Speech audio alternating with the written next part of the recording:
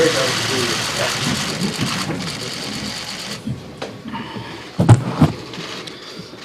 right, I'll start out by addressing the football issue here. When I came in Monday morning, I was shocked to learn of the news reports about the footballs. I had no knowledge whatsoever of this situation until Monday morning. I would say I've learned a lot more about this process in the last 3 days than I knew or had talked about it in the last 40 years that I've coached in this league. I had no knowledge of the various steps involved in the game balls and the process that went through, that happened between when they were prepared and went to the officials and went to the game. So I've learned a lot about that. I obviously understand that each team has the opportunity to prepare the balls the way they want, give them to the officials, and the game officials either approve or disapprove the balls, and that really was the end of it for me, until I learned a little bit more about this the last couple days. Let me just say that my personal coaching philosophy, my mentality, has always been to make things as difficult as possible for players in practice. And so with regard to footballs, I'm sure that any current or past player of mine would tell you that the balls we practice with are as bad as they can be. Wet, sticky, cold, slippery, whatever, however bad we can make them, I make them. And anytime that players complain about the quality of the balls, footballs, I make them worse, and that stops the complaint. So we never use the condition of the footballs as an excuse. We play with whatever, or kick with whatever we have to use, and that's the way it is. That has never been a priority for me, and I want the players to deal with a harder situation in practice than they'll ever have to deal with in the game. And maybe that's part of our whole ball security philosophy. I'm trying to coach the team, and that's what I want to do. I think we all know that quarterbacks, kickers, specialists have certain preferences on footballs. They know a lot more about it than I do. They're a lot more sensitive to it than I am. And I hear them comment on it from time to time. But I can tell you, and they will tell you, that there is never any sympathy whatsoever from me on that subject. Zero. And Tom's personal preferences on his footballs are something that he can talk about in much better detail and information than I could possibly provide. I could tell you that in my entire coaching career, I have never talked to any player, staff member about football air pressure. That is not a subject that I have ever brought up. To me, the footballs are approved by the league and game officials pregame, and we play with what's out there. And that's the only way that I have ever thought about that. I've learned about the inflation range situation. Obviously, with our footballs being inflated to the 12.5-pound range, any deflation would then take us under that specification limit. Knowing that now, in the future, we will certainly inflate the footballs above that low level to account for any possible change during the game.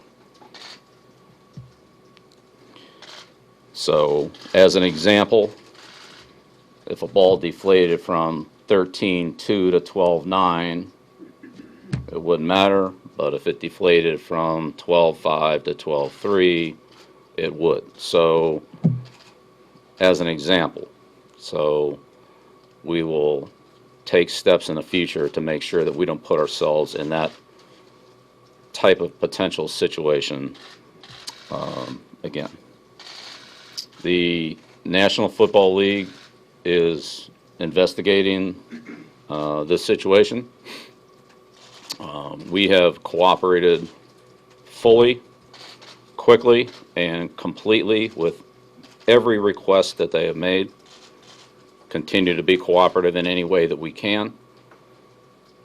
I have no explanation for what happened, and that's what they're looking into. So I can't comment on what they're doing. That's something that you should talk to them about. Again, my overall knowledge of football specifications, the overall process that happens on game day with the footballs is very limited. I would say that during the course of the game, it honestly never, probably has happened on an incomplete pass or something, but I've never touched a game ball. That's not something that I have any familiarity with on that. And again, I was completely and totally unaware of any of this that we're talking about in the last couple days until Monday morning.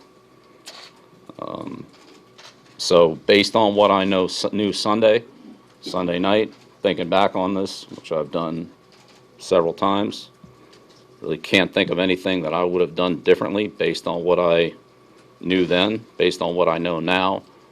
I told you the one change we would make in the initial start level of the football pressure, but that's really about it. I mean, it's unfortunate that this is a story coming off of two great playoff victories by our football team and our players. But again, we've been cooperative with the NFL investigation. We'll continue to do so, and we will turn all our attention and focus onto the Seattle Seahawks, a very well-coached, talented, tough, competitive football team. We've spent the last 3 days,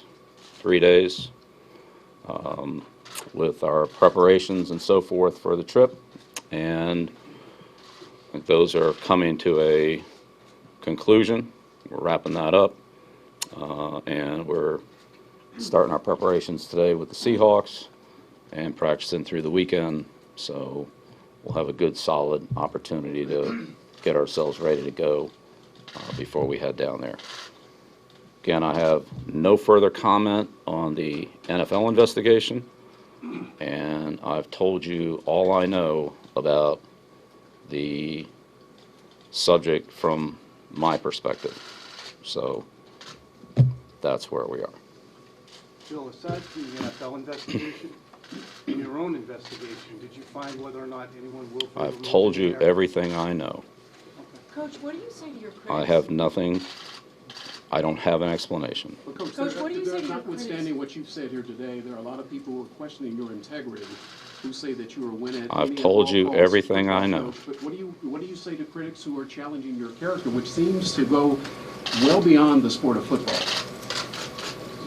Told you everything I know. Coach, why do Any you message to the fans? Any message to the fans who are watching all of this and are upset by this? I've told them everything I know. There's nothing else I can add to it. Bill, what Coach, have how do you you talked keep to Tom about, I would assume you've had conversations with Tom about this specific issue and what happened? I have no explanation for what happened. Coach, why do you think these controversies continue to follow you? I don't have an explanation for what happened. As many Super Bowls as you've been to, Coach, you know distractions come with the territory. What do you say to your younger players who don't have the experience being in the spotlight like this as some of the older players? None of them are involved in How do you this. keep them focused, though, with all of this going on? It's hard to... Right, none of them are involved in this. Coach, do You you said see you learned any a lot over the scenario past under couple which of 11 days of about 12 how the balls are balls- handled. Does Tom Brady handle the ball after inspection with his ball boys? those are all questions that should be directed to the league, and that's part of what they're doing. Is it And that's possible, not what I'm doing.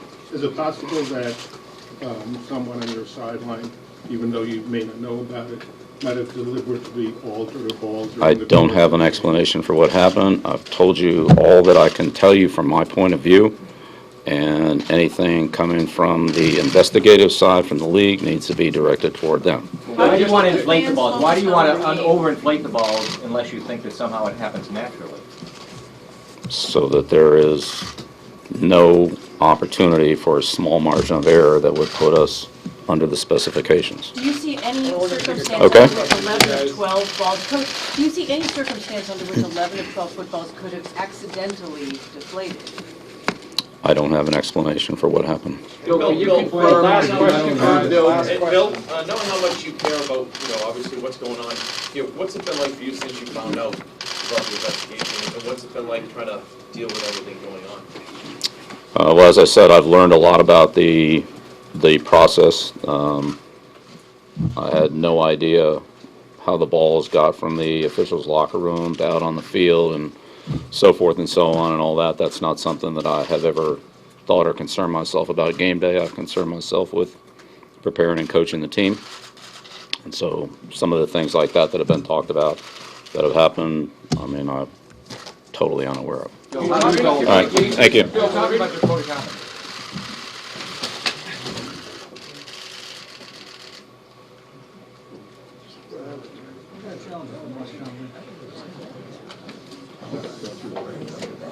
That was